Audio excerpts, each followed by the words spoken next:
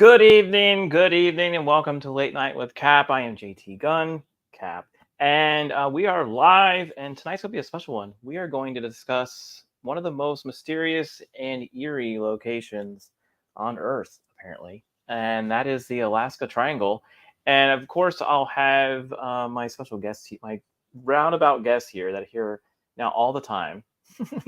And I've been very thankful for that. So I do appreciate them showing up. But we have a special guest coming on too, and I'll introduce him here in a little bit. He's actually from Alaska, so he will definitely have some insight in all of this. So we're going to go over all the unexplained, some disappearances, strange phenomenon, UFOs possibly, and we'll just kind of explore everything and see what's all the fuss about up there, and is it real, or is there some other real life things that may be happening to these people? So let's get ready and start with this journey and just find out more about the Alaska Triangle. And let me go ahead and start with Beard of Liberty. How are you, man? Welcome back to the channel. Well, thank you for having me. I feel like I haven't seen you enough this week, so I couldn't stay away. Yeah, we hung out on Monday. We reviewed Pete's Dragon. A little bit of a throwback there over there after the weekend, so that was fun. But, yeah, looking forward to getting into this. I love myself some unexplained mysteries and phenomena and such. You look like you could probably live in Alaska right now. Too cold. Too cold during the winter. I hear the summers are great, but too cold during the winter for my taste. Okay. And then, of course, we have Death Row here, the man with the video store in his house. I'm still waiting for the first membership card, if you have one. Hopefully. I don't know if you want to actually use it, but okay. And then, of course, we have the Tumblr man himself, Lambercy. How are you doing, man? I was doing better until I went into a store to get a bottle of beer and shit, and they carded me, and I accidentally handed them my Blockbuster membership, and they said they no longer needed my ID. Yeah. I have one of those too. I'm never going to get rid of this because you never know. One day they'll probably be back, and you can literally be like, look, I've been a member since 1998. So I've been look, Blockbuster. I've been a member since before it was cool. All right, so we're gonna go ahead and bring on our special guest. Like I said, he is from Alaska, and I think he's a few hours behind me. So I'm thankful that he was able to make it right after work. And this is Alaska man Jeff. You've been on the channel so before. Saying that we could tell the future. Yes, we can tell the future. You are absolutely oh boy, that's what I need. So I always ask you when you come on, Jeff, how's the weather? Is it always sunny over there? And have you seen Bigfoot again at all? So it is rainy weather. This summer has been very wet. It's been very cool as well. I believe we are very close, if not surpassed our average for rainfall. We might have hit a record. So was dip netting about 3 weeks ago, and it was beautiful weather then as well. No Bigfoot sightings, although we are the state for it. One of the lesser known states for it. He is everywhere, supposedly. Everywhere. Okay. Well, if you're ever curious, Jeff has supposedly encountered Bigfoot, and there's 2 videos out there on the channel that you can check out to see if you think he really saw it. So those are really great stories. So hopefully we can get into some of that with the Alaska Triangle. I'm going to say hi to a few people in the chat before we get started. So we have Jacob Ironside saying hello to everybody. Hola, ¿cómo estás? Good to see you. Parasite Beard once got loose in New York City and clogged up all the plumbing. Ugh. I want to talk about it. That's not good at all. That's kind of gross. Yeah. And then we got R2 Icky saying hello. And he also, I don't know why he did, but I guess he tipped me $20. Hey, thanks, man. I appreciate it, dude. He says this for all of us, so I expect to get paid in PayPal or Venmo. Okay, so we have to split that up. He says there was a message. I haven't seen anything about a message, so maybe it'll come later. I was wondering. Yeah, no message. Sorry, Rick. But yeah, so let's see here. Yeah. Okay, this Animaniac says lies we shall resist. Okay, what are you lying about? Who's lying?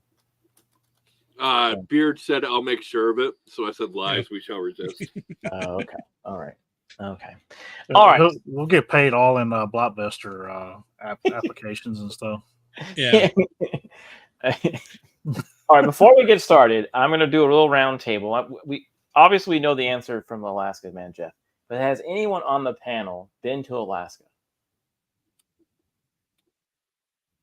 I can't see No. Lambert's head. Did you say no? No. Okay. So me and Jeff have something in common. I have been to Alaska once. I was, I think I was 12 when I went, and we were up in the Anchorage area.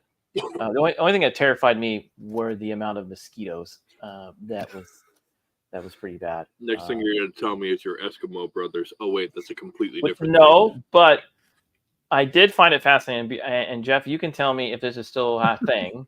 Took you a second, Beard. On the interstates, on the freeway, there were people who would set up couches and chairs and watch the traffic. It's gotten worse. Really? Yes, because those were homeless people. It has gotten even worse than that. You will find people with their chairs set up, and they will go over there and rest while the others will get up and get handouts, and then they'll switch places. Okay. So yeah, a couple of areas, including one that's nearby where I work. So yeah. Yeah, I remember all these couches and chairs just sitting up on the side of the freeway, watching traffic. So interesting. So before we get too much further into this, R2 DM'd me the message that was supposed to come along with that tip. He would like me to read it for you. I apologize. Nothing can be read on this channel unless it's approved by me. So I'll Go DM ahead. it to you. Let you make the decision. You can read it. You can go ahead and read it. You can read it. But just so you know, if it's something that I do not like, you will get probably 5 minutes straight of the cap dance. So just be prepared. That is a risk I'm willing to take. Here's the message. Quote, R to the Icky. Our adventure begins when 5 white dudes for Harris fly down to the DNC from Alaska to Chicago in their biodiesel/electric airplane hybrid when suddenly they get sucked into the Alaska Triangle. Shocked face.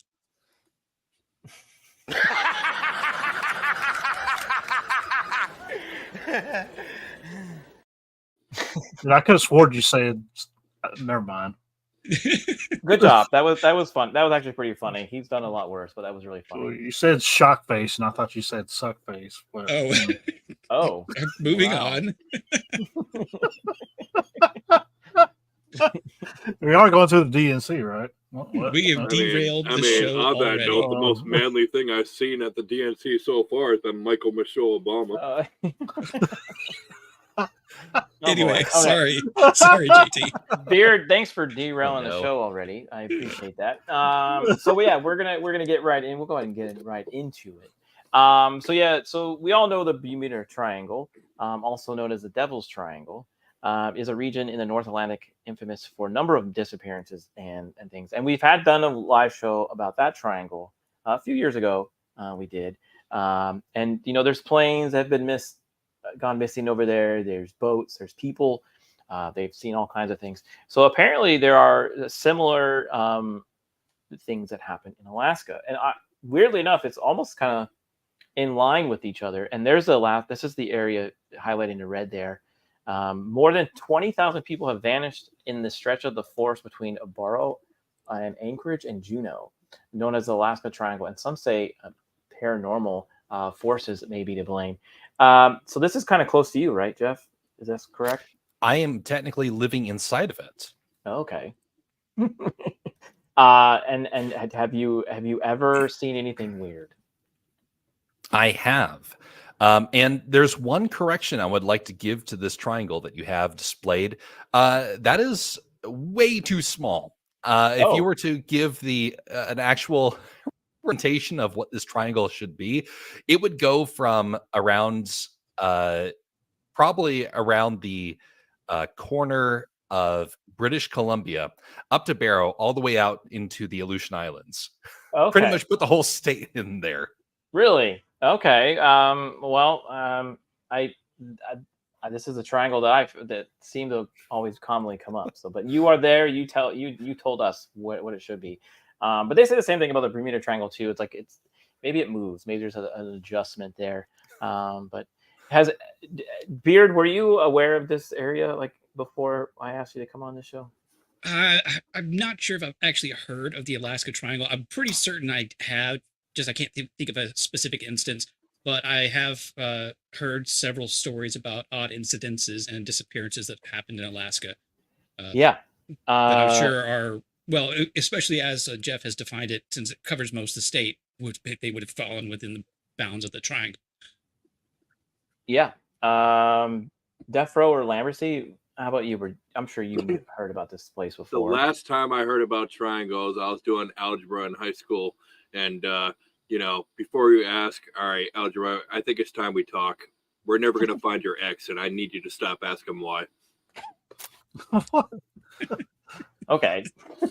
All right. Death Row, Wow, that's special. Death Row, what is your first what are your first thoughts about when you heard about the triangle up there? I mean, I've seen the videos on it and stuff from YouTube, and History Channel had like little things about it as well. The one thing I did not know about the 72 crash with that, Louisiana senator. I didn't know. Yeah, we're definitely gonna get into that. Yes, I didn't know about that kind of stuff, but I did know about some of the paranormal stuff and some of the, I guess the Indian, what do you call it, the folklore and stuff that the Indians have about wandering off into the woods with an unknown entity that just pulls you in to the middle of nowhere. right. But also, when you say, do I know about other triangles? I do know about another triangle called Dragon's Triangle. Yeah, that's the one. Oh, I think over there in Japan, right? Yep.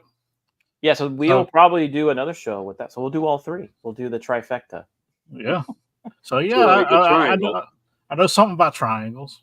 Okay. Some people have talked about a dark pyramid in Alaska. Jeff, are you aware of this dark pyramid in Alaska? I have heard about this dark pyramid. I think it's one of the silliest things I've ever heard. And we can get more into that later on. We can. And okay, so since 1972, more planes have crashed in Alaska. In that area, hikers have disappeared, and locals and tourists alike have vanished. So it seems to be more and more people after 1970 have gone missing up there. There could be a reason for that. Jeff, do you think you know why there's more people missing after 1970? Yes, actually, I think I do know, because that would be around the time that people would start moving to Alaska and traveling around the new state. Remember, the state of Alaska came into the Union at 58. And so I would not put it necessarily as that being the date. I think it's when we kind of want to find a beginning point. But people have been disappearing in this state really since the time of the Russians owning this place. Okay. And so now you mentioned that one things you mentioned to me was the gold rush, that a lot of people before the 70s went to Alaska because there was an Alaskan gold rush. And has anybody seen that movie? What was it? White Fang? Is that what that? Have you ever seen that movie? Based upon the book White Fang. Yep.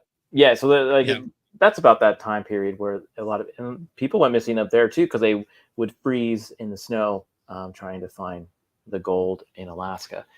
So it was awful. Like when you look at the people that came up, you have to remember the people that came up for the Alaska gold rush, a lot of them had already been to multiple gold rushes before that. When they heard about Alaska, it created such a frenzy because of the amount of gold that was found, that it had everybody going up there. You had professional gold miners, which had been in the desert up until that point. You had people from the Midwest, from the big cities, from Europe, from Asia. Everyone was coming to this region. Now, what happens when you bring all those people to an area, to a part of the world where you got a high percentage of predators, a very bad winter, horrible logistics for being able to get food out to people. You had mass casualties in many Yeah. ways just because people didn't know how to survive off the land. And these they say that these people literally vanished in thin air. Like some planes they just never found, or the people they never found. Or like some of these planes had multiple passengers, that just vanished. Now, Beer, do you think you would? I know it's cold up there, but do you think you would survive this in the cold rush days? Maybe closer to a town, or maybe I'd have to get a couple of gold rushes under my belt first, so I could adapt to it. Because, I mean, I've heard some other stories, things that aren't necessarily mysterious, and maybe the body actually was found, so it doesn't make big headlines and such like that all the time. But it is no joke once you get it out there to some of these areas. Just because there is like legitimately no access to it other than the plane that maybe went down that you were in. So right. When I went there as a kid, I do recall we went to a glacier. And we're gonna get into that kind of stuff later. But one thing I noticed when I went to this glacier was there was like a lot of like crevices. If you weren't careful, you could slide down one of these glacier crevices, and you'd be gone forever. No one would hear you or know that you were there. It makes you realize how small you really are. Yeah, it does. Alaska and Texas will make you feel that way. Some of those crevasses, if you fall down. What? I was going to bring up the state size, because every time I do that online, Jeff calls me out with like a picture of Texas sitting in the middle of Alaska, just LOL. Yep. Yeah, yes, Texas and Alaska are very large states, but Alaska is the largest, and you're closer to Russia, so you can you can swim to it. I don't know if you should swim to it, but I know you can walk there. Kind of walk there. So in 1950, this is one of the cases that I'm just going to highlight here real quickly. In 1950, a military aircraft carrying 44 people also vanished without a trace, which is wild. That's military personnel just missing. You would think they would be able to survive out there. And then more than 16,000 people since 1988 have gone missing. That's roughly about 4 out of 1,000, every 1,000 people. That's more than double the national average. That's crazy, right? Just think about that. So, not if you know the state. Okay, so you okay? Well, all right. Now, Jeff, I'm going to pick on you most of the night here because you are the special guest. You have mentioned that I'm sure you. How many times do you get an alert on your phone that someone's missing in Alaska? I don't get a whole lot of alerts, but you can see it in the news all the time. Okay. Yeah, when it does happen more often than. Well, when you move up here, you will get a couple of notifications. There's a lot of them that go unreported. And that's what really sets this number so high, I think. It happens, and then they find out about it days, weeks, or months later, sometimes even years. And I've heard that a lot of the missing people come from the native tribes areas up there as well. And one thing I won't go into all the specifics as to why it gets pretty dark. And if you want to get depressed, you start looking into that. But let's just suffice it to say the darkness of one's heart and spirit leads to a lot of terrible things. Yeah. Like Donner Party type things. Probably. Did I don't think Jeff wants to get into it. Like I said, we don't want to cause you to get some sort of reporting and whatnot. I want to quickly say hi to Aaron. Good to see you there in the chat. I see you popped in. Now, what's crazy is this amount of people that have gone. 4 out of every 1,000. That's quite a bit of people.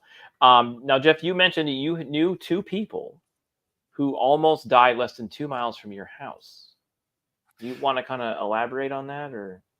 I can. And actually, I know more than that, but there's 2 stories about people that were literally 2 miles from my house that either went missing or collapsed and had to be rescued.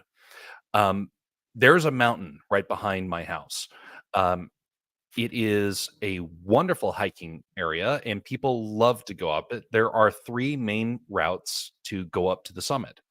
Now, if you talk to the average Alaskan, a very common hobby is to go out hiking, and they will try and find as many different mountains to go and kind of mark off their map as much as they can. Some people make whole careers out of it. Some people don't just hike it. Some people say, I want to be able to ski this one mountain that no one has ever skied on. And because this is literally a state you can do that. But there's one nearby that is relatively steep that people will use as kind of like a daytime exercise. Well, one person went up there and a fog rolled in.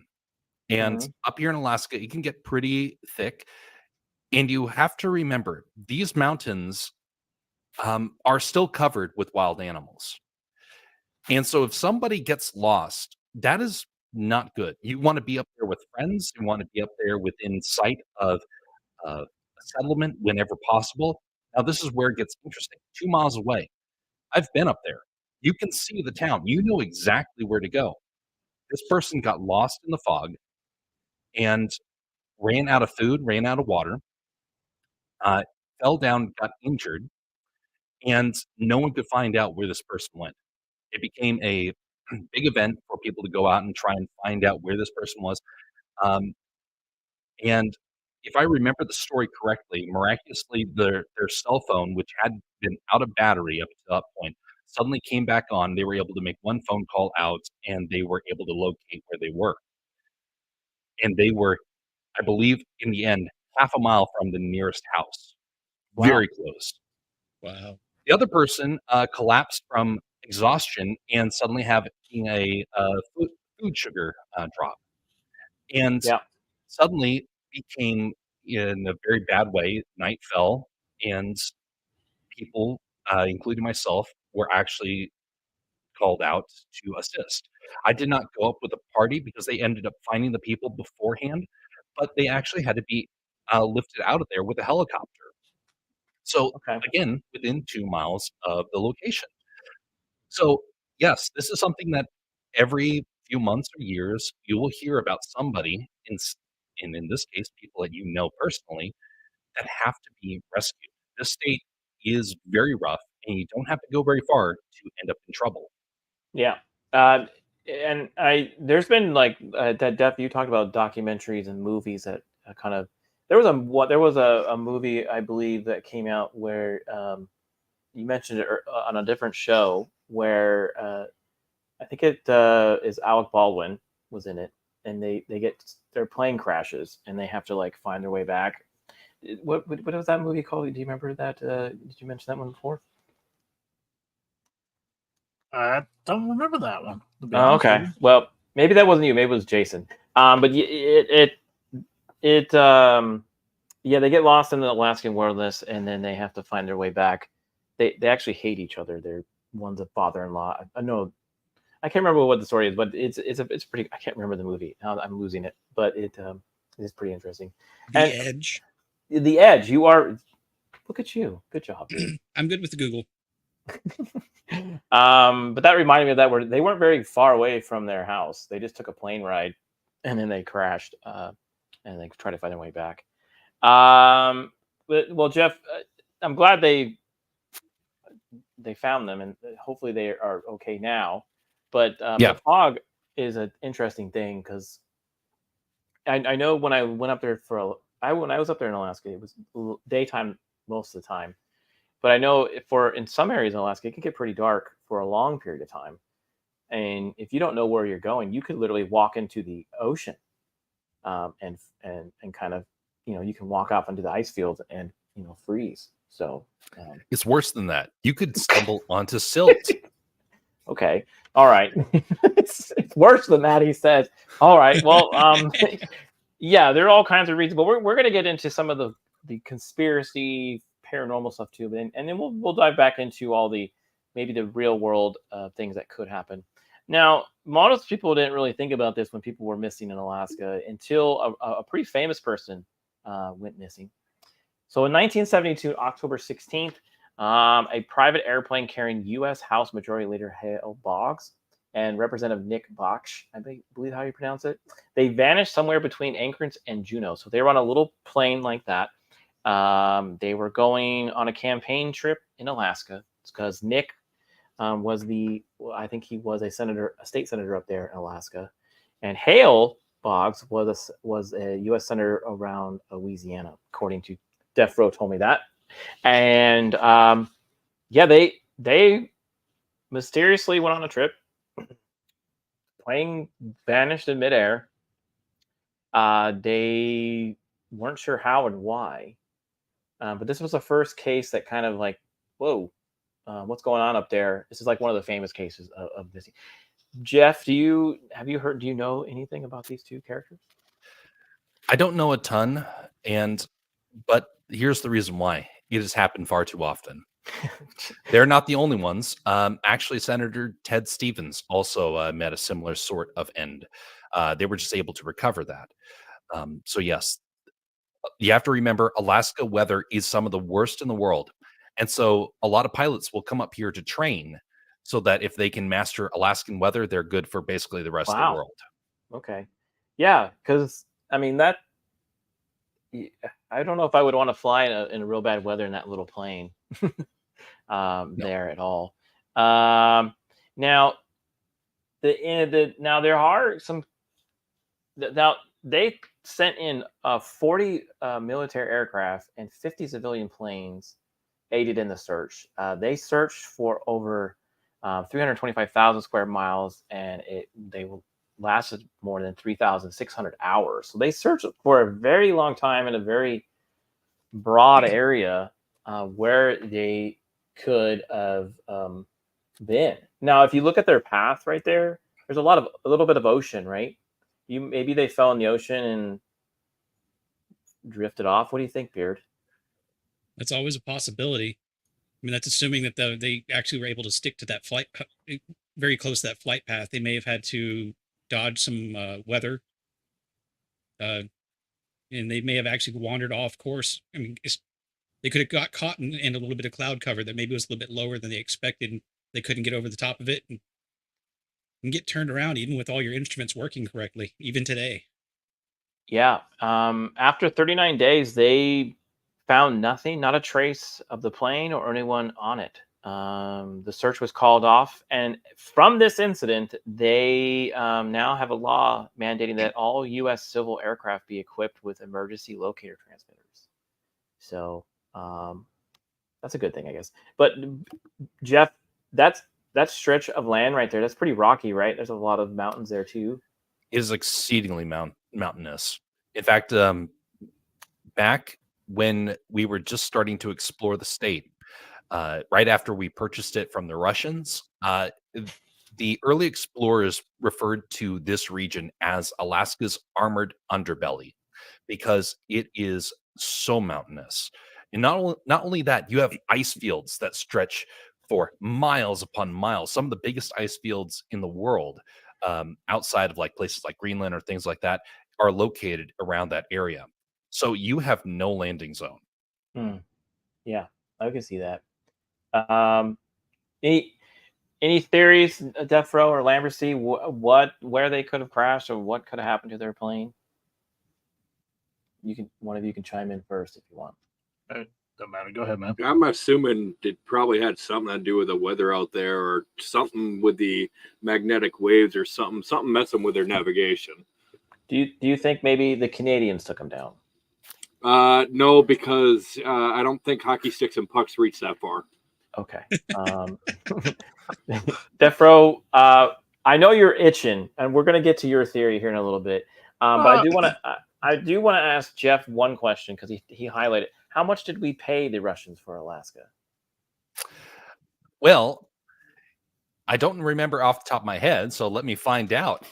You said Now, it.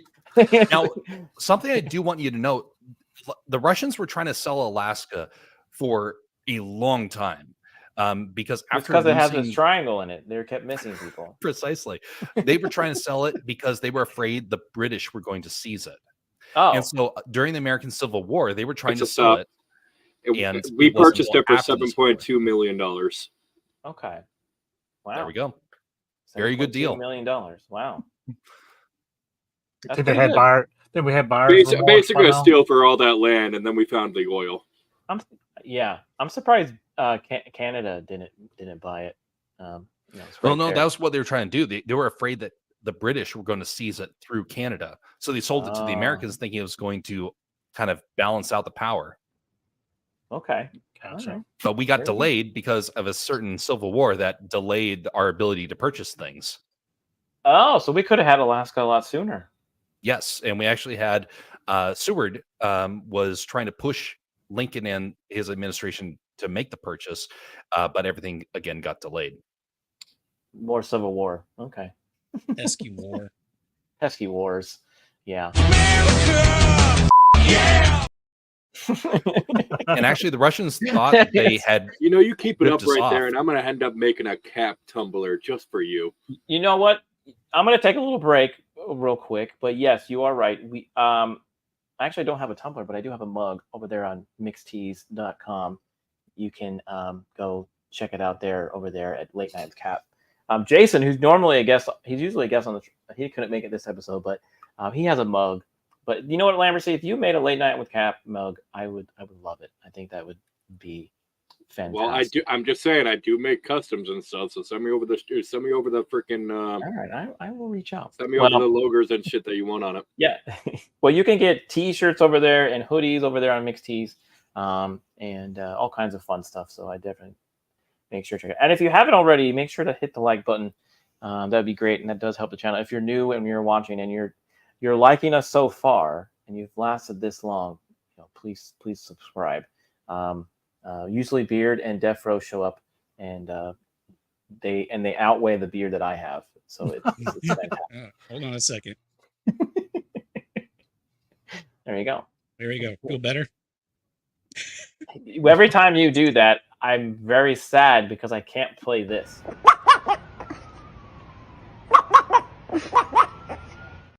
And that's It's uncanny, the resemblance. It Dear really God. is. Now, Death Row is itching to talk about this. He wants to do like a whole another episode on this. Now there have been conspiracy theories about why they went missing. That's I want in on this if you do it.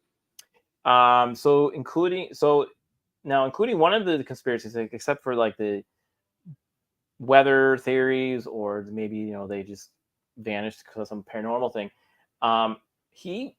Boggs was a member of the Warren Commission. Now, the Warren Commission was set to investigate JFK's assassination at the time, around the early 70s.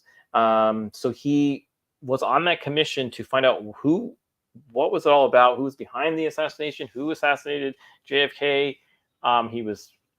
If this was created by LBJ, which a lot of people think he was behind it all. There's a whole list of deep dive rabbit holes you can get down to that if you want to. But a lot of people think, Hale Boggs was murdered by someone who did not want him to discover anything more about the assassination, because he was one of those people. He was murdered by the same people who try to murder Trump and stuff, for trying to expose the same shit Trump's trying to expose. Yep. The funny thing is we now have the files that say that the CIA murdered him. Yeah, there you go. Now, Death Row, I'm going to let you have this one. You can go ahead and say your piece on this. I just want to add one thing before you do. Boggs he thought there was multiple shooters at the assassination, and a lot of people think because he was adamant of trying to figure that out with the lawyer. I can't remember his name at the moment. The DA. He was murdered. His plane was taken out. Def, go ahead, my friend. All right. So Boggs, being from Louisiana, All right, the DA of Louisiana was the one going after the CIA in this time period for this exact thing, what the JFK assassination, and it was none other than Jim Garrison. Jim Garrison was actually taking certain peoples to court over the whole JFK assassination at this time, and actually they set him up for fraud in 1972, and by 1973 he had to step down as DA, even though he was able to prove that he wasn't involved in any fraud. So basically, they took out Garrison through lawfare, just like they try to take out people today with lawfare. Yeah.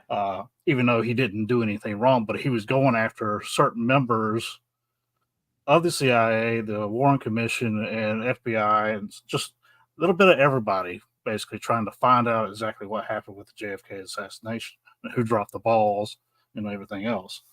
Now, here's another aspect you guys didn't know about that I didn't say anything about prior to this. Before JFK was assassinated, there was another man who died in a similar way in a plane, but it was in Africa. And it is Dag Hammarskjöld.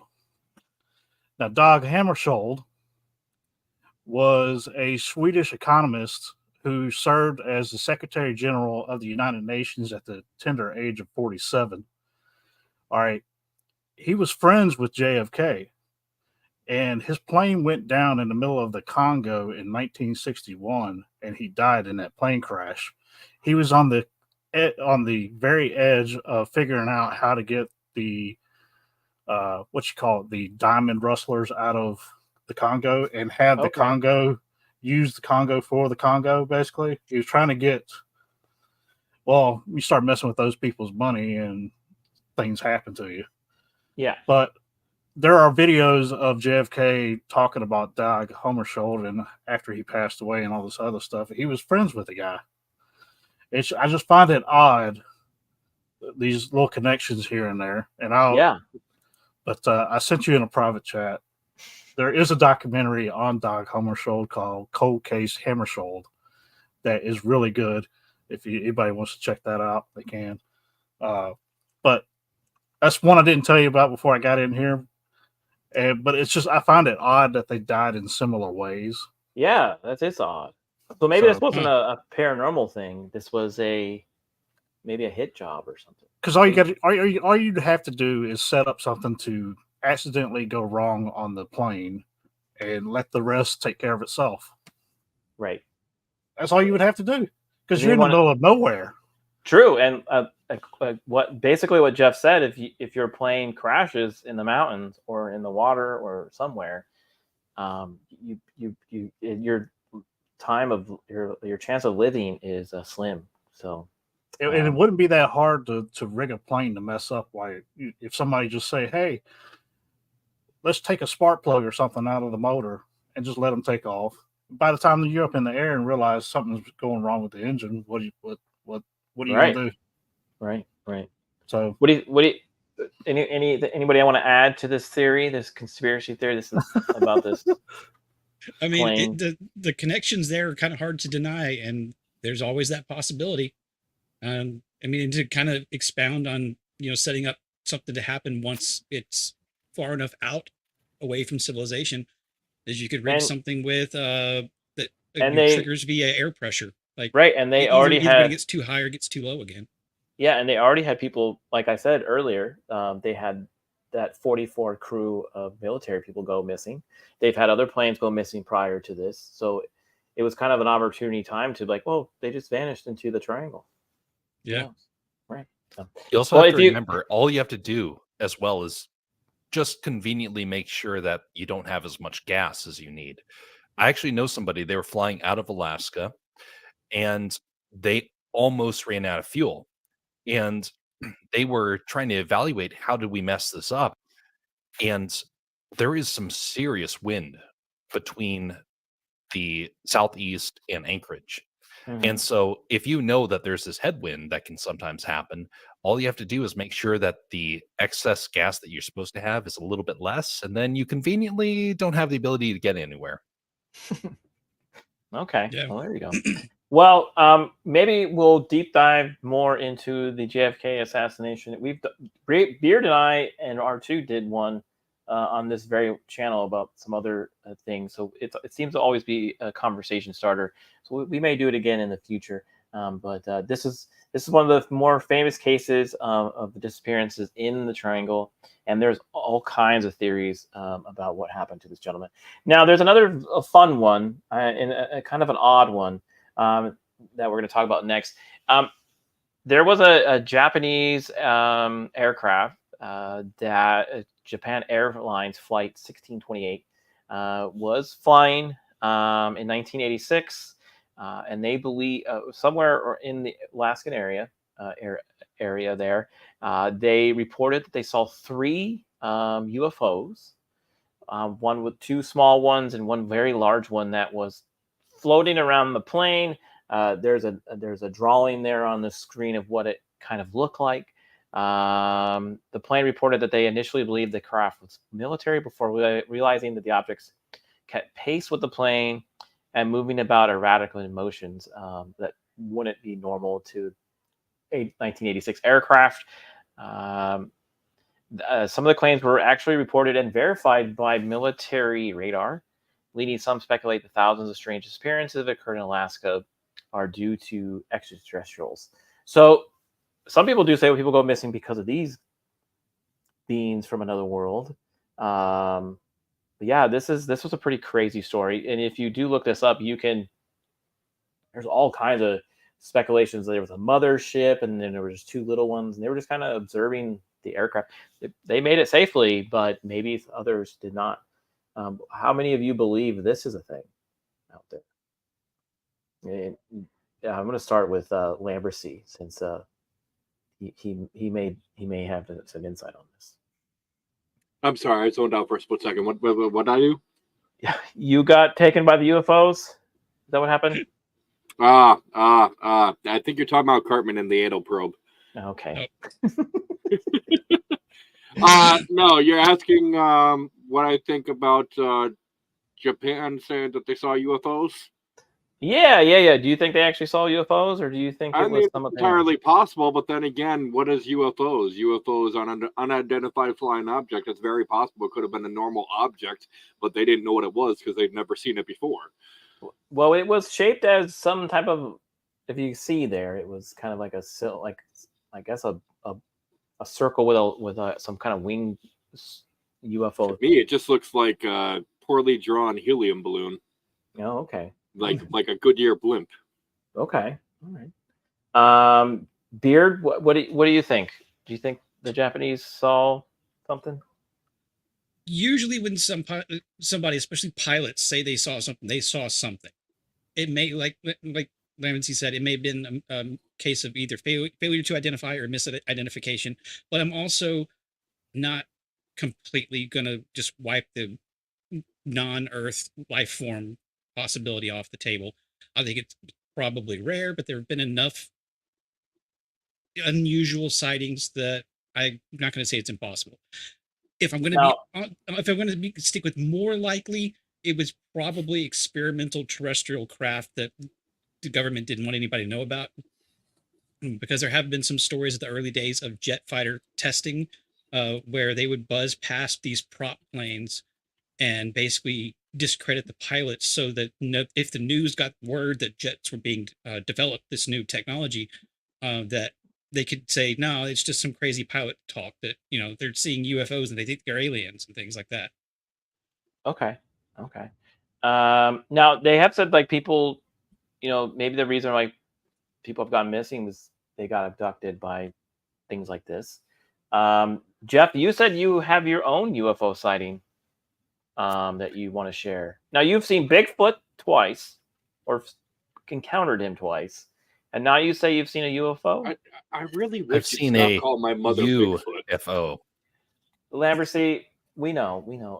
We're not talking about your mother of Bigfoot, but we understand that she has big feet.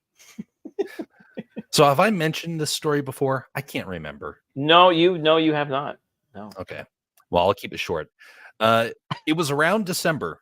I believe the year was 2017. Was this in Alaska? This was here in Alaska. Okay. It was in Anchorage, and I was at a house that was a relative's house that was located on a region that could see one of the mountaintops in the area, and it's a beautiful vista. And we were resting there, looking out the window as the sun was disappearing. We went about our evening activities, and we came back to that room, and we see this strange pulsing rainbow light. It was a really kind of a freaky sort of event. It had a lot of us a bit edgy. We're like, this is way too bizarre. Uh, Um, Someone I know reached out and said, "Oh my goodness, I knew aliens existed. Look. Can you guys see that from your house?" And he sent a picture of it, and it's like, "Yeah, we can see it." And it was bright. It was like someone had a spotlight that was just shining in the dark, with all these colors, and it was just hovering. And then it moved and started moving faster. We're like, "What is going on here?" Everyone else finally gave up wanting to watch it because they're like, "Okay, well, this thing's been going on for several minutes now. Nothing has happened." And so I just stayed there and watched. And I kept thinking, this can't be real because it yeah. was so weird. So finally, I thought, you know what? I have a star map on my phone. And so I pulled that up and held it up. And you know what it was? It was Venus. Oh, But why did it look like a spotlight? Because it made no sense. And suddenly it stopped flashing. It stopped flashing with all those colors. Well, there's two things that happened. One, there was a building that was on top of that mountain that we know about. I'm not entirely sure all that they do there, but they do have some heat that will go off of that building, and it was around the same position as this building, so okay. it was causing possibly refraction. But there's a more likely explanation. This could tie in with what other people are seeing. It's something called Fa- Fata Morgana. Have you heard of that term before? No, but I have a feeling that you're gonna. I mean, in Arizona, we would get those heat waves off the road, and sometimes you would think you're about ready to drive through water, and then you Yes. weren't. Fata That happened a Morgana lot in is Arizona. similar. So yeah, Um, yeah. It's like it's somewhere between that and a mirage. okay. Is So that's weird. interesting. You can look out and you will see what you will look out across the horizon and you will see a city that is in the clouds. Sometimes you'll Yeah. see what looks like a spaceship. Other times you will see an item like a mountain that you know is there, but it's like 2 times bigger than it should be. Sometimes even 3 or 4 times bigger than it should Right. be. It is the most fantastic uh, atmospheric effect that you can come across. I've seen people photograph UFOs, and you can see very specifically the stretch marks that come from Fata Morgana. Okay. So when I hear this story, I can't help but think that it's somebody who is unfamiliar with this effect that sees something which the shape looks very similar to things that are on the horizon with Fata Morgana kind of activated, and that could happen. That's yeah. That you know what? That maybe that's kind of what we were saying, Beard. Like maybe they thought they saw something, but it was obviously could be something real, something different. Yeah. So, no, yeah, I do know that sometimes your eyes can play tricks on you, and that's a pretty cool story. Thanks for sharing that, by the way. Anyone else Yeah, got any? that strikes a familiar tone with me. Like I think I've heard of that before. I just didn't remember the name because you can see it. Yeah, I'm looking at this. You can see it often with like large container ships on the horizon because they'll look Yeah, there's much taller. And yeah, it's a temperature differential between the very surface air and what's right above it, and it creates a lensing effect. And it doesn't necessarily just happen when it's hot. It can also happen if it's a cold difference there too. So And I right. must say, if you're in I've had this happen. I was in New Mexico at the time, and like you said, you look like you're riding into the water, but it's not really. It's the road's still Yeah. there. Yeah. But me and my friend were riding in the car together, and what we figured out is if you took out the digital camera and would focus in on that area, it would go away. Right. Most of your digital cameras can pick it out and figure out that you can see through it basically. But then Yeah. you look with your own eye can't figure it out, but the digital camera can. Yeah. It's kind of crazy how that Some works. people have seen. They think they're like flying, like you mentioned, the cargo ships.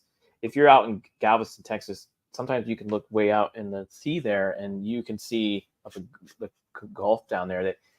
Sometimes some of those cruise ships look like they're floating. They're not really. Yeah, some of the more extreme examples of that, the ship will technically be over the horizon, but because the way the light is lensing, it's bending it around, so it'll actually appear that it's just floating. You won't see the sister ship, so to speak, the actual ship below it that kind of gives it away.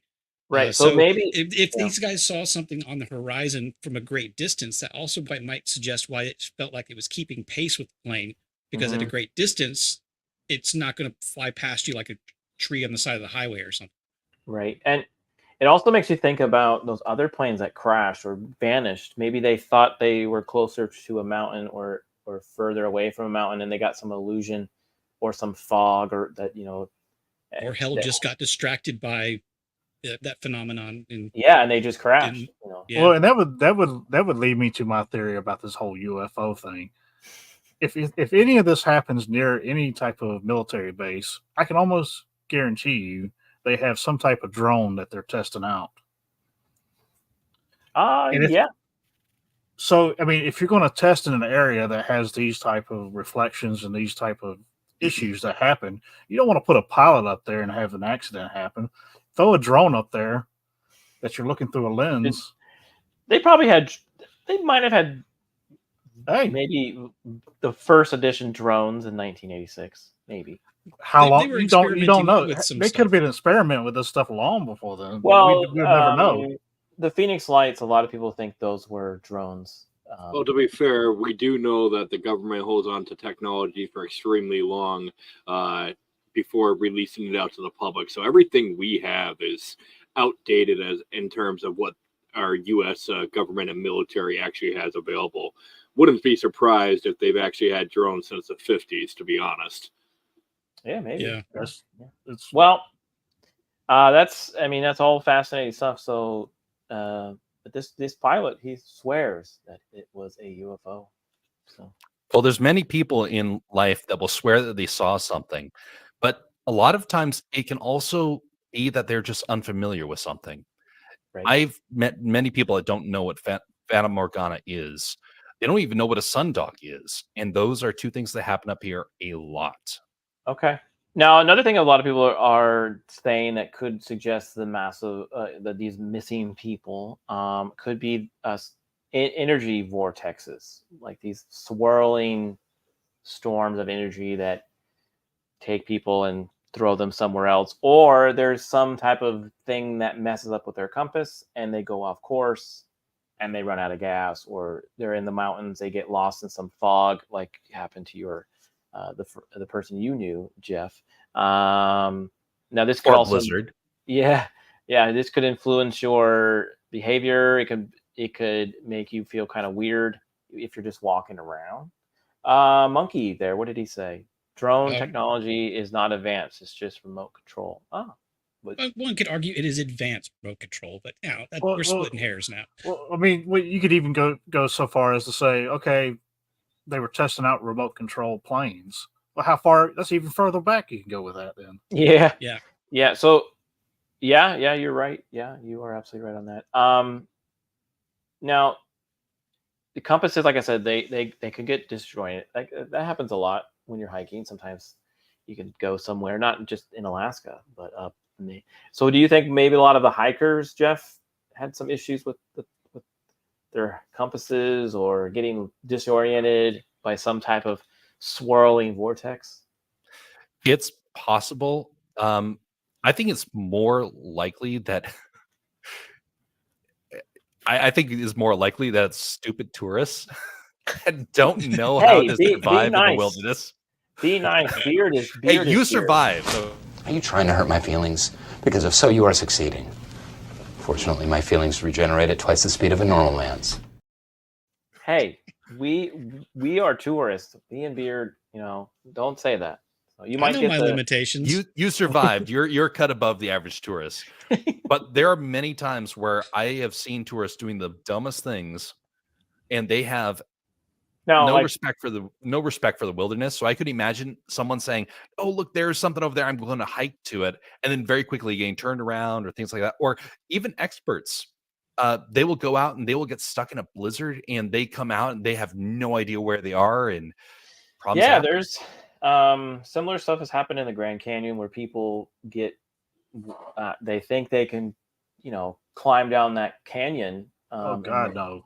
And they get stuck or lost, or they get really brave and they stand on a rock out there and they slip and fall. I guess I'm just overly Well, that's cautious. the thing is- I've seen too many survival shows. Like last time I went camping, I was by myself. It was just in a state park in the center of Texas, so it's nothing dramatic as far as hiking. But since I was by myself, I still texted like family members, said, "I'm hiking this specific trail. I'll let you know when I'm done." Because if I twisted my ankle on a rock and I fell on my phone and broke it, and they didn't hear from me in a couple of hours, it makes it a lot easier to find me instead of having to send out a whole search party. Now to go on the other boat of saying tourists are stupid and stuff, he's got a point and stuff, because you see it all over the world where we have tourists going from one country to another, and what flies in their country might not fly in the next person's country, and you see it all the time. They're like, "Oh, I didn't know this was going to happen. Now I'm in jail. Poor me." Well, you also gotta also I mean, this, our biggest case of that and stuff, we had to trade a Russian arms dealer to get a disgruntled WNBA star who hates America back. Dropping the facts. Okay. But another thing you got to think about too, a lot of people that live in the United States are subjected to a lot of what you call light pollution. Mm-hmm. When they're even I live in a very small town, but there's still yeah, I can't see the amount of stars I would normally see if I was in the middle of nowhere, like Alaska, for example. Mm-hmm. And there's a lot of atmospheric things that I don't experience here that I would experience there that I would not even know how to comprehend. Right. Yeah. So you got tourists coming in and thinking, "Oh, just take a walk in the woods today," like I do at my own house, and realize, "Oh shit, I'm lost." Right. Yeah. Yeah. Yeah. Or worse, you go out and one of the local animals come and give you a big hello. Right. Right. A grizzly bear. Rawr, friend. Rawr. Then you could really find out whether you'd rather be in the woods with a bear or a man. Well, I would rather be in the woods with a bear than this.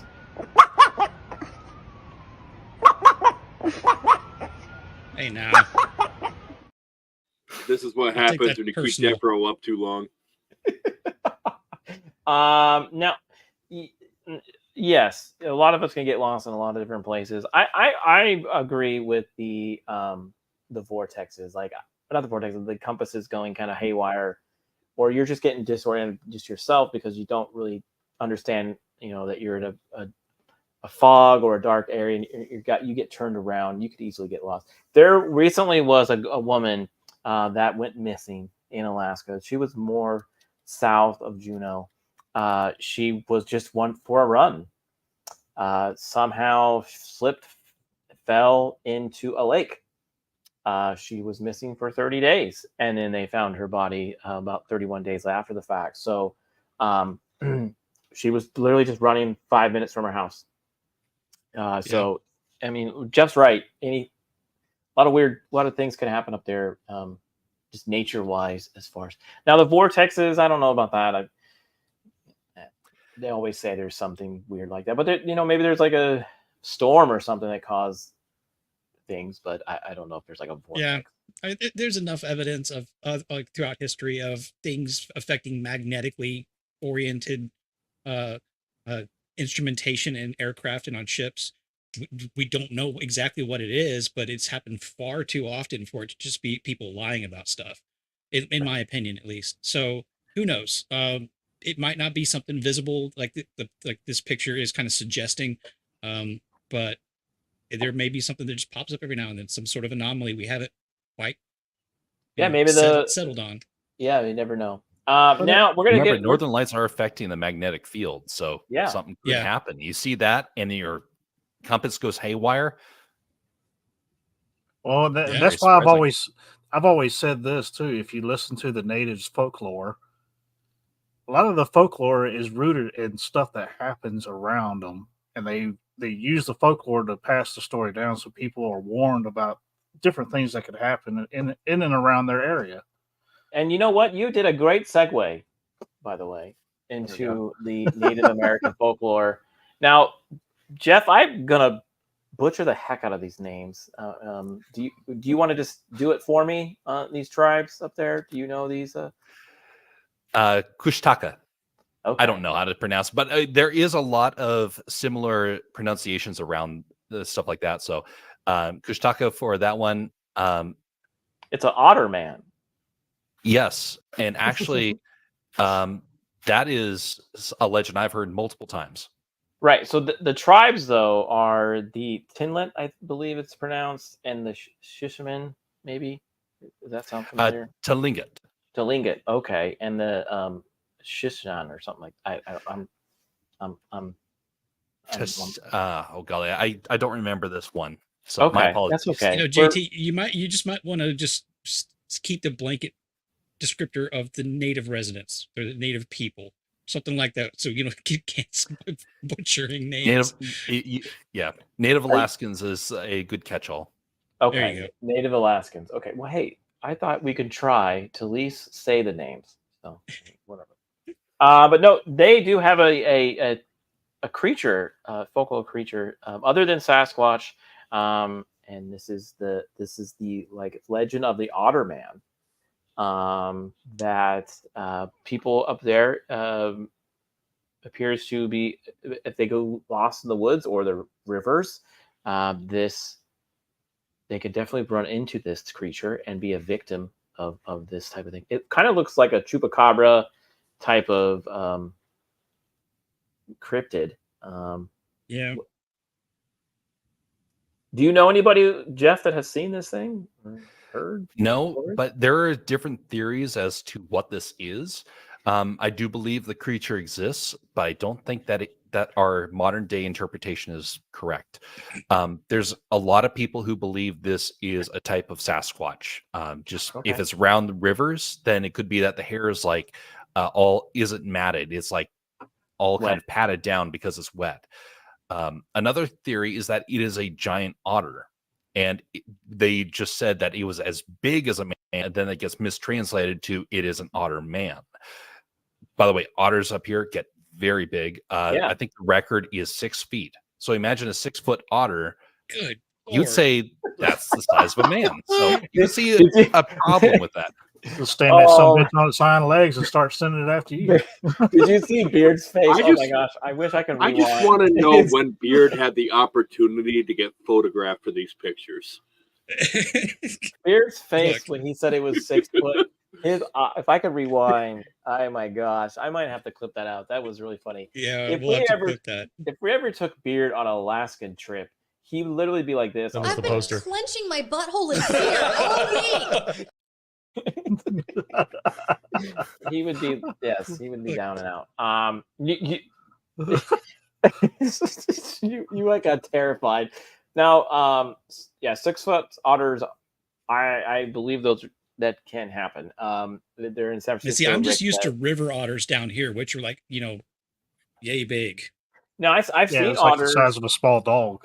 Yeah, I've seen otters. They eat like huge crabs, and they really get after it. So see, it is interesting that you bring that up though, Jeff, because I think I've years ago landed on the idea that most cryptids, especially in native folklores, have an origin, a real thing, and it's usually not the thing how it's been described, or it may be something that has gone extinct and has been passed down far longer than we realize. But yeah, having really huge otters up there, or potentially being basically a variant of Bigfoot, makes sense to me. So Alaska, they have grizzly bears, they have brown bears, they have polar bears, they have giant otters. Jeff, we talked about this a year ago. They have sharks up there in the waters. They have orcas. They have a lot of things that could take care of you. I mean, not so really you the got a sharks. giant Sharks are list of salmon animals that sharks, kill so me they're in not this going to really state. attack you. But we also have some people who theorize there could be a very small amount of either short-faced bear or something as a descendant of a short-faced bear. So Okay. there's been some very suspicious reports that make me think that could be real. And some of the polar bears are mating with the grizzly bear. So you have the grizzly polar bear, and they're even scarier. So I would. Good. Well, you also have to think. They're perfecting the killing machines. Thanks, nature. You also have to think. Most of Alaska is all these woods in the middle of nowhere. There's no way that we can see all of it at any point in time. True. So, who knows what's breeding out there, man? According to Jeff, wild men are on the side of the road, apparently. They got their fold-out couches. I've been holding on to that one, Jeff. When you sent me that note about wild men, I'm like, this is Game of Thrones. Like, what's happening with the wild men? What is going on, Jeff, with the wild? So this could be. This is again something where whoever first encountered these could have misinterpreted it. Kind of similar to the otter man. I do believe there is something there, but the question is, did it get morphed along the way? Now, wild men, I have heard about this for a while. Actually, when I first moved up here, it was when I first heard the story. It's actually smack dab in the middle of the triangle, a little bit towards the southeast of Alaska. So if you go from around the area of Glen Allen all the way into the Yukon, that is the area that I've heard about this. Now, some people theorize that it is just a very aggressive. Oh my goodness! Is that your pickup line when you go to the local brewery? Precisely. So some people think it could be a very aggressive type of Sasquatch. There is some belief that there is two variants. There is one that is more coastal, and there's one that is more towards the interior. And the one in the interior sounds like it could be more aggressive. It's hard to tell until we get a chance to really study these things, and that we have to find them first and have a team follow them for a while. But then there's another theory, and that is that people in isolation go crazy. Now, I think there's some good reason to believe this as well. There are some people who kind of they focus on some very dark beliefs, and if you throw some alcohol or drugs into it, these people lose their mind. I heard about a man. He was actually not in this region. He was actually further away, but it kind of represents as well. He was in Western Alaska, and he went on a killing spree, and he was finally subdued, and they found out he had been drinking alcohol. He finally came to, and he was so remorseful. He found out one of his friends was doing something similar. He joined the police to help take down his friend because he knew what this was like. So, and then he ended up in jail. So things like that do happen. We have a very high percentage of drinkers as well as a very high drug use. Throw that into somebody who's in isolation, who loses a sense of morality. That's a dangerous recipe. Yeah. No, it's really sad. And does any of it lead to cannibalism? How about that? There is actually, yes, there's some reports of that. Not a whole lot, but it does exist. Yeah. That's the second time you've mentioned cannibalism on this show, Def. I can't help it. It reminds what he's talking about reminds me of one of the first episodes of Supernatural. Do you have something you want to admit to us? I don't know. Listen, this is a safe spot. We care about you, Def Bro. We're talking about it was one of the first episodes of Supernatural where they go into the woods and they're having to fight off something like a Wendigo. Yeah.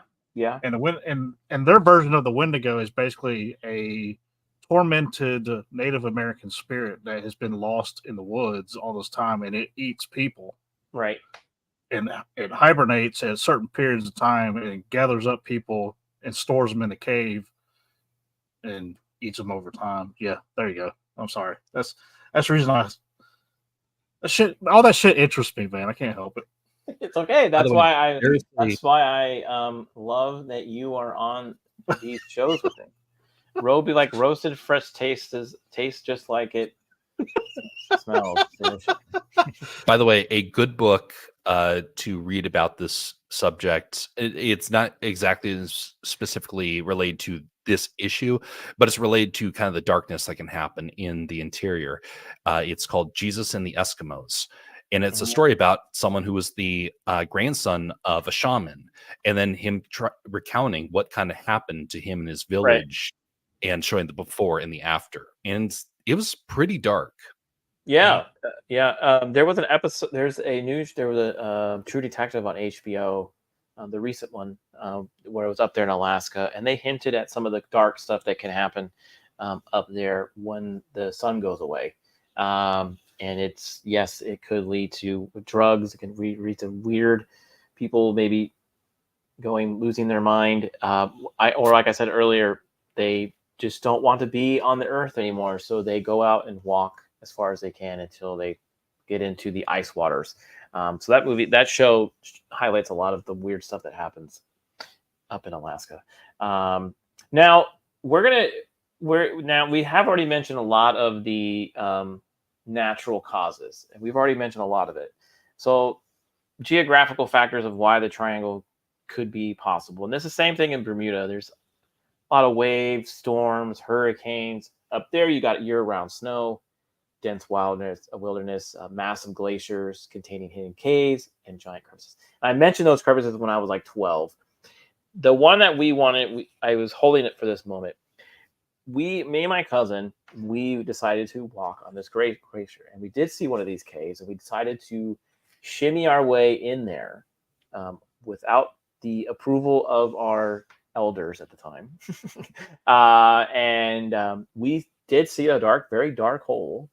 It was weird. It went light blue. Well, actually, it went as we went into the cave. It went white, light blue, blue, dark blue, black, and there was a chain. So obviously, someone didn't want anybody to go in there. There was a very small chain link that connected from one edge to this hole to another. And if you went any further, you would have fell in this crevice. And it was black. So we took a quarter because we're like, oh, maybe we'll hear it fall. We threw it down this black crevice. I swear that thing has never landed. I swear to God, that thing never found ground. It probably popped out in China somewhere. Young So JT you was just found like, Mel's hole. I did. You did find Mel's hole. I did. I found it. But it was terrifying because once we did that, my cousin was like, "I'm out of here. I don't want to slip. I don't want to go down there."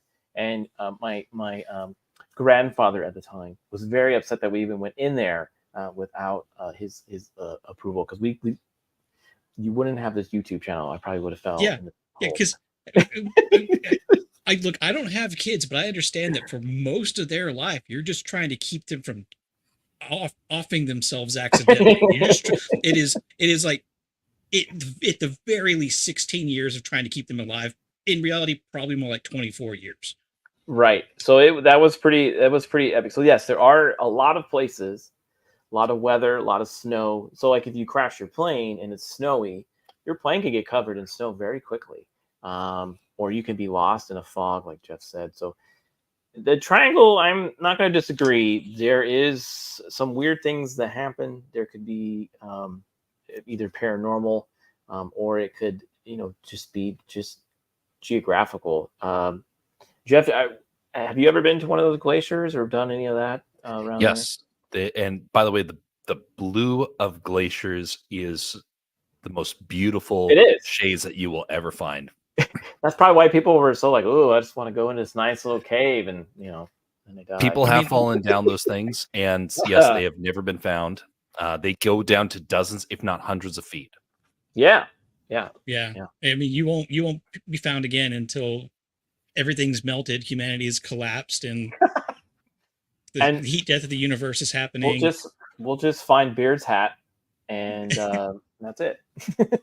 I mean, I haven't been down in them, but I have seen some pictures. There was of like not necessarily the crevasses, but where like the glaciers start getting down towards kind of meeting the coast and it's thinning out, where like a stream of melting ice is going under it and creates this cave, and the light coming through it is very unnatural for anybody who hasn't really seen it before. It's amazing, and I would love to photograph something like that at one point.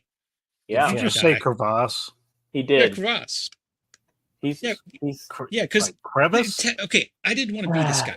Technically, there's a difference between a crevice and a crevasse. I don't want none of your fancy crevices, your crevasses.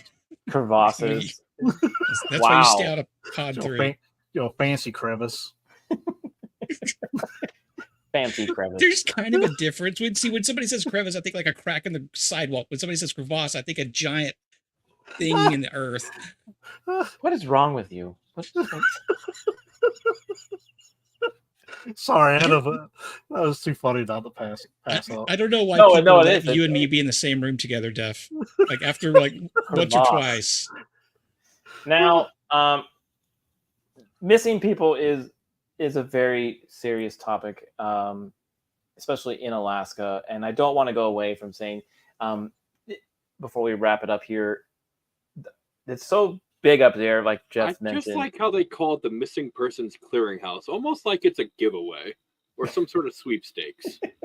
Well, I don't know about that, but you can, if you can help them out, you can help identify people, or if you know someone that went up there, there's a whole website dedicated to the people who have been lost up there. And it's, like I said, it is amazing. You can go through pages and pages of people, and where they went missing and when and how long they've been missing. Just before this show, I mean, there's, what is that, 5, 6, 7 people have gone missing. So if you ever are up there, or if you know, if you want to help them out or anything, I just want to let you know that this is a site that you could definitely go to kind of learn about the area, why people are going missing or what's going on. And again, that's on Alaska's actual DPS website. So it's pretty amazing. It's pretty sad, actually, how many people. They also even have a cold case site as well. So if you're ever interested or want to learn or kind of look into the cold cases up there in Alaska, I'm going to share that here in a second. Same thing.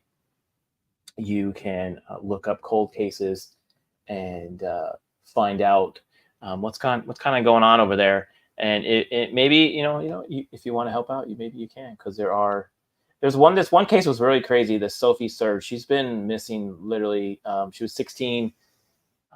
They think she was murdered, but she's been missing since the 90s. So a lot of sad cold cases. But if you're interested in learning a little bit more about that, or you want to follow up on some of that stuff, It'd be my luck. I go looking for one of them and then I go missing. you know what? We would go find you. And then everybody else would go missing. It's like, what? Yeah, we would get Jeff. Look, and we would all find you. So. I would, at the very least, go up there, find a nice hotel, and then drink at the bar, and then come back and say, "Look, I went to Alaska to search, and he wasn't at the bar." I don't know. I don't know where else he could be. I drank the liquor and drank the coffee, and I'm back. I would take a fishing pole, and on the end of it, I would put a bunch of classic DVDs and VHS tapes and see if I got any bites. And if not, then I'd say I couldn't find you. Yeah. Well, yeah. I would find you. I would try to find both of you and Jeff. We would do it. Me and Jeff would find both of you. It'd be a thing. So don't worry. So final thoughts on the Alaskan Triangle. I'm gonna start with Beard of Liberty. So do you think it's a natural thing, a paranormal thing, or a combination of the both? I will never say that paranormal is completely off the table. However, I do, even just what I knew from the state beforehand and what we've heard from Jeff, that the land itself provides so many dangers that people underestimate. And it's not that nature is dangerous. I think it was the guy that did the Survivor Man TV show, which is the only survival TV show worth watching, that said nature is not the enemy; it's benign.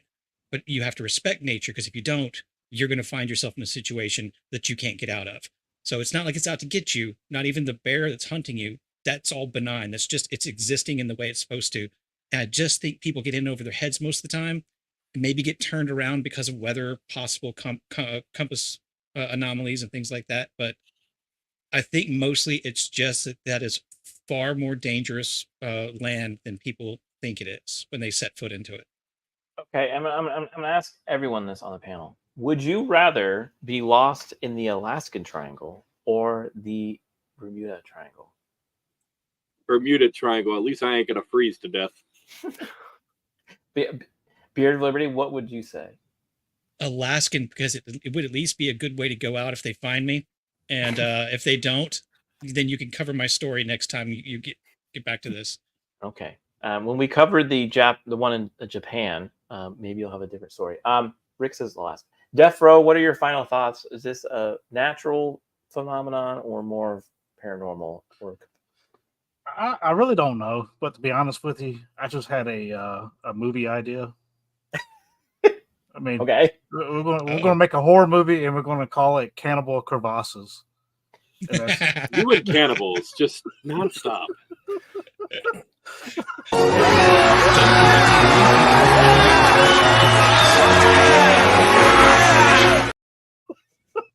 Ooh, don't need to get barking dog on this. And I'd rather be lost in the Alaskan triangle than the Bermuda, because I've been rolled around in the in a wave before in the ocean, and that's not something I ever want to partake in it again. So I'd rather be on land than in the ocean. That's my thoughts on that. Okay. And then Lambercy, you've already said the Alaskan area, but what are your final thoughts about the triangle? Is it natural? I think it's a combination of natural elements combined with general stupidity of people. I used to have faith in other people having general knowledge, and until recently, and well, I say recently as in like the last decade, and I realized people are just dumb, and they make dumb decisions over and over again. You know, that they're the definition of insanity. They'll make the same mistakes over and over and expect a different result. So the combination of natural elements and general stupidity, thinking they could just do whatever they want and they'll be fine without having any expertise whatsoever, is a recipe for absolute disaster. Okay. Now I did put a poll up for everybody in the chat to pick Alaska or Bermuda. I agree with you, Lambercy. People are stupid, and there are some stupid tourists out there, like Jeff has said, or maybe they're not stupid. They're just not informed, right? They think they can hike like a mountain that is in Arizona that they can do, but then when they get to Alaska, the mountain, the air is different. There's different variables, and they're not used to that. Maybe that happens too.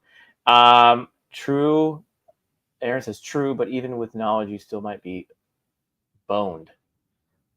I think he was responding to Jacob saying, if you go without knowledge, yeah, there it is. Okay, yeah, if you go without knowledge, awareness without knowledge, you're dead. Yeah. I mean, I can see that. Now, Jeff, you live there. You live in the triangle. I do live in the triangle. So are you? Is this natural? Do you think it's mostly natural, or some other? I will say that it is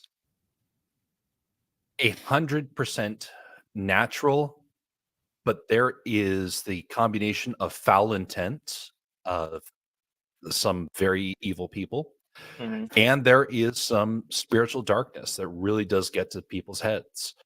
I will not mention it about what town it is or whatnot, but I have heard about a town that has had the most devastating and tragic series of events that have befallen its youth.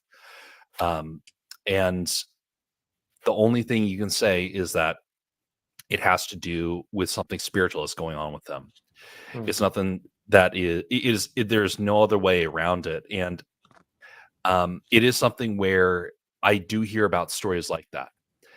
And I know that there is going to be tough wildlife, but if you mix in any sort of depression or any sort of anger or a desire for violence, the place can get dangerous fast.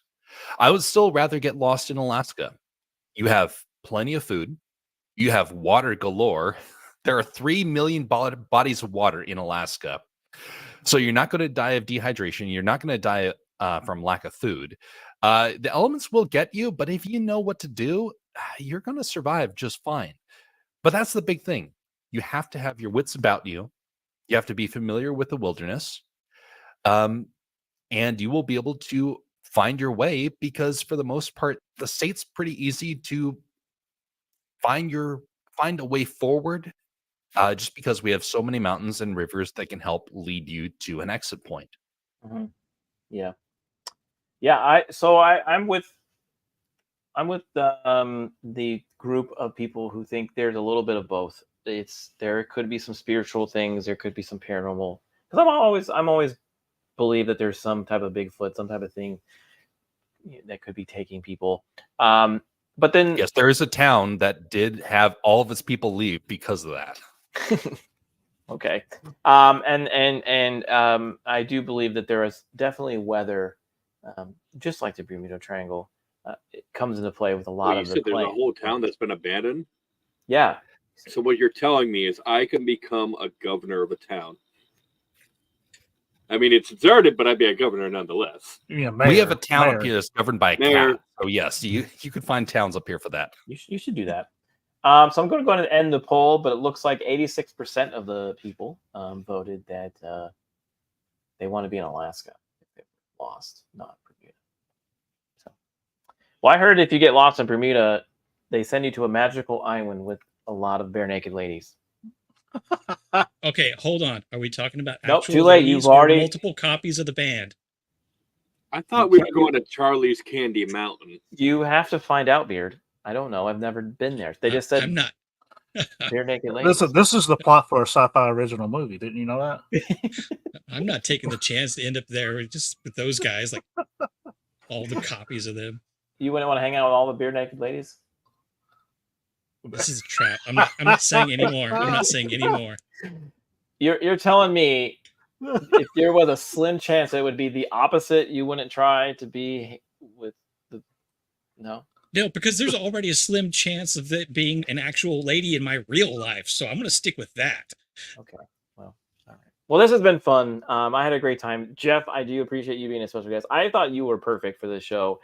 So when I thought about having this a few weeks ago, I was like, I gotta reach out to Jeff.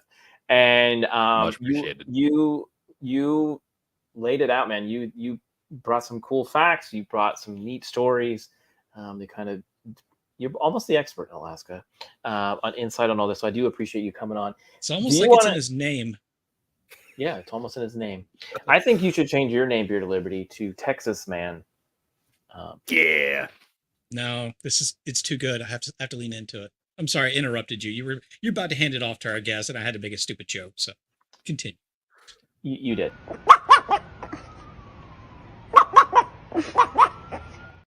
The Beard of Texas. Yeah, the Beard of Texas. Okay, so Jeff, go ahead and you can spend a few minutes kind of. I know you've got projects lining up that aren't on YouTube. I know you've got like your comic, your cartoon. So go ahead and share what you've got going on, and I think that would be fantastic. We're working on some ideas. Right now, I've been trying to build up some animations. We have some shorts that are in the works. Right now, I'm going to begin production very soon on a 5-minute short. It is going to be kind of like a field test to see how it will work. But one of the challenges is trying to figure out how to take art like that and find an audience. We're going to try things on Rumble, going to try things on YouTube, and going to try and build up a small studio off of it. I don't know how that will fare. Right now, this is what I would identify as a hobby studio. The little character that you see right over here is part of a growing brand that I hope that 2025 will start to really see that blossom. It's going to involve art, some comics, some written stuff, and it's all going to be housed on castercraft.net. And so we will see what happens with it. But that is the current trajectory that things are going, and hoping and praying that actually pans out. Yeah, I'm pulling for you. And then when it does come to light, you're more than welcome to share that here on this channel, or even on After the Weekend over there with me and Beard and Rick. So you're welcome to do that. I've seen you. I know where you started, so it's great to see that stuff is coming together. Lambercy, I know you're selling tumblers. Do you want to share that? How's that's going? Well, it's going good. I've only been selling them for about a week and a half, but we're up to 77 designs, and I've already sold 9 of them. So it's not doing too bad. But then you combine that with the fact that I also sell desk mats, mystery bundles, and so many other things. And where can they all find these items? So you can find them on animaniacs.com, but I also sell on Whatnot, and the desk mats, for example, are exclusive to Whatnot. But the tumblers are actually a much better price on my website, because on Whatnot, I got to deal with the Whatnot fees. So I sell them for $20 on Whatnot, but I sell them for $15 on my site with free shipping after $50. Okay, and how long do they keep ice cold? You know, the manufacturer, when they're blank tumblers, they try to say 12 and 12, but let's be real, it's probably like 6 and 6. But I did test it, and it might actually be more accurate to say 12 hours with the cold, because I still had ice cubes in the tumbler. Like, I felt like a half a day later. Okay, and could you survive with it in Alaska? Well, considering the fact that it's cold out there and stuff, it would keep everything the same temperature as outside, I guess. Okay, very cool. All right. I was trying to sell your tumblers for you with all the facts. That's what I was trying to do. Oh, I know. Beard of Liberty, you have mentioned that you're going to be on a live stream every day, except for, I think, a day that ends with Y. Yeah.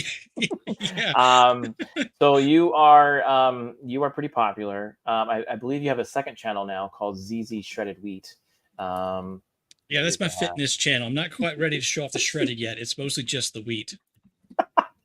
Okay. So what are you doing tomorrow? Let's just slim it down. What are you doing tomorrow night? Look, I'll give the short answer.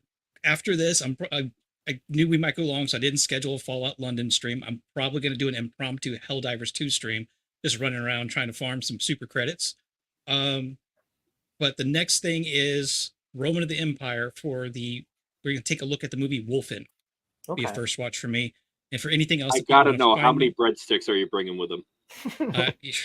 That's the surprise. And anything else that people want to find me at, because I am a couple of other places. I just made a Linktree/Beard of Liberty. It's there. It's got the times for if people want to catch it live. If not, whatever. Yeah. All right. And Death Row, what are you reviewing from your video store next? My next up is another miniseries. Actually, it's a 6-part miniseries called Jekyll, and it's from 2007, starring James Nesbitt. Yeah, I mean it's one of those ones that's kind of hard to find for some reason. I don't understand why. It actually won awards in 2007 when it came out, but you can only at this point in time watch it on Amazon, and you have to buy it through streaming app. You can't. There's no other streaming app that I know of that shows it right now other than Amazon. Sure. So I have it on DVD, obviously, but yeah, we'll be reviewing the first episode this Saturday. Okay, very cool. All right, and Beard, you've gone ahead and dropped everyone's links there in the chat, so that's great. And after the show has gone live, I will put a lot of those in the description. I think me and Beard and I over there at After the Weekend on Monday night, next Monday, we are reviewing Dragonheart over there on After the Weekend. Oh yes, yes. We are continuing the Dragon movies, and we should have fun doing that. And then we have a special show coming up on After the Weekend over there. We're like 3 shows from our 100th review over there, which is crazy to think. So look out for that, and we will definitely tell you what we're reviewing over there. And also over here on Late Night with Cap, just keep looking for the mysteries, the history stuff, the shorts. And then once a month, you will most likely get a live stream like this. And I think next month we're going to do another Art Bell Remembrance. So that should be fun. I know Defro really likes those, and so does Lambercy. So I'm sure you'll see them. I sent you a really good Art Bell clip not too long ago, too. Yeah, you did. And we may just focus on that one. So who knows? All right, everyone. Thanks again for hanging out. Guys, I do appreciate you coming on and being a guest. And I can't wait to talk another mystery history type of content with you all. And again, Jeff, please be safe out there in Alaska. Don't get into trouble. We'll try. Okay. All right, everyone. Have a good night. I'll see you. Have a great weekend. I'll talk to you later. Yeah.